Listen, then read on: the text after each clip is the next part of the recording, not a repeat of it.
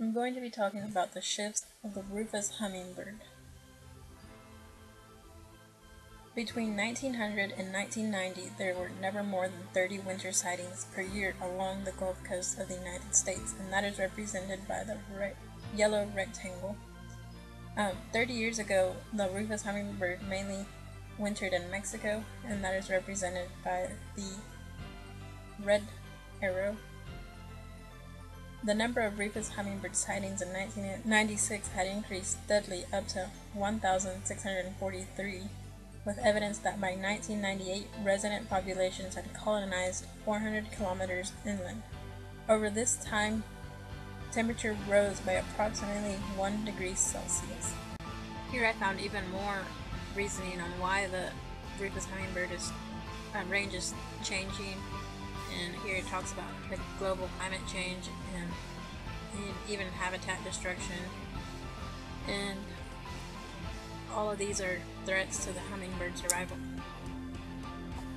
This is a map of the range of the Rufous Hummingbird from 1900 all the way to 1990. That is 90 years. Here you can see how the bird is mainly in the Pacific West. It is along the coast of California, Oregon, and Washington. You can see there's very little found in the East Coast, and even in Central there's not very many. The population starts to increase in the Midwest, and there's very few in the Mexico area. This here is a map of from 1990 all the way to 2013. And you can see how the population has greatly increased the range since 1990.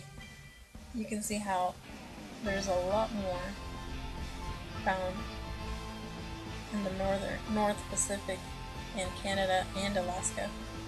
And you can also see how a lot of them have migrated to the East Coast. A lot of them have migrated to the Gulf of the United States and Mexico, and that is from 1990 to 2013. And we're going to change this so we can just see the winter months. And you can see as well how they migrate to the south. A lot of them have just migrated to the east and stayed there, and very few have gone to Mexico. Some have stayed on the west coast, but the majority has just gone to the east. Here's a map also of the migration of the Rufous Hummingbird in the spring of 2012, and as you can see in this map, it still shows how the Rufous Hummingbird is in the North Pacific part of the United States during the majority of the month, and during the winters it's mostly in the southern parts and southeastern parts of the United States. And that I know that because of the triangles represent winter sightings of the Rufous Hummingbird, and you don't see any Rufous Hummingbirds in Mexico. You just see them in the southern parts of the United States. I also found this website called decodedscience.com, and here, as you can see, it says Rufous Hummingbird will migratory species adapt to the climate change, and it gives a little information about how last year the Pacific West had a long wet winter that morphed into a long wet spring. It was looking like it would be a wet summer as well until the skies finally cleared in July. Across most of the United States, the situation was very different. Drought conditions prevailed, and in many areas plants and animals are still pining for moisture. What's an animal to do in a shifting climate? In the summer of 2012, studies out of the University of California, Berkeley's initiative in global change biology examined the ability of species to adapt to changes in climate. They examined the factors that drive species out of regions, and they looked at how species are able to shift their range. They also looked at the animals that don't move Can they adapt, or are they simply dying out? What about migrants? Alison Moran of the Rocky Point Bird Observatory specializes in hummingbird migration. The migratory abilities of these tiny jewel-like birds are amazing.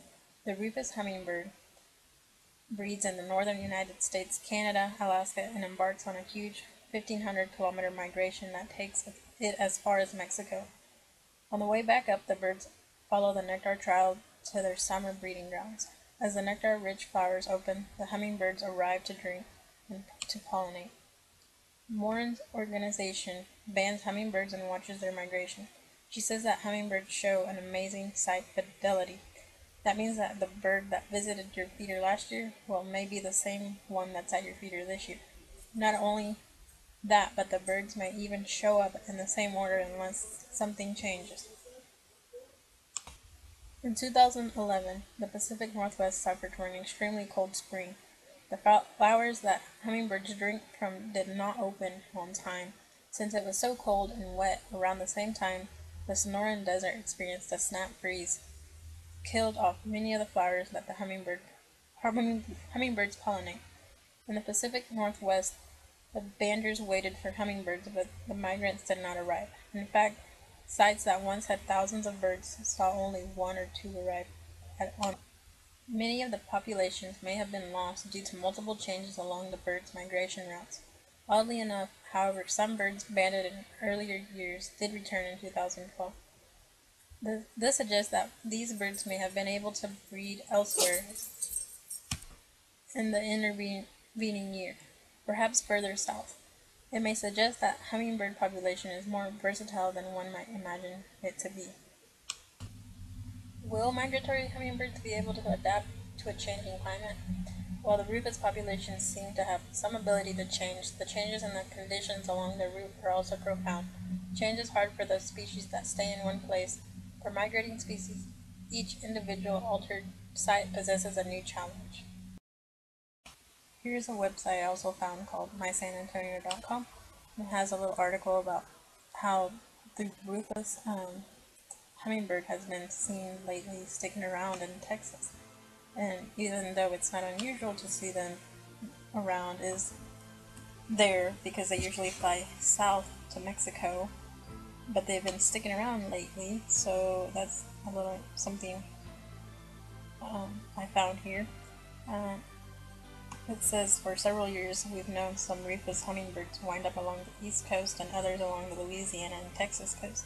But do they make a direct west to east migration across the Rockies instead of a traditional north to south journey through the Rockies? It also says that they are the only western hummingbird that migrates extensively to southeast U.S. for the winter. Well, that explains why we saw most of the birds in the winter map that I showed you guys in the south.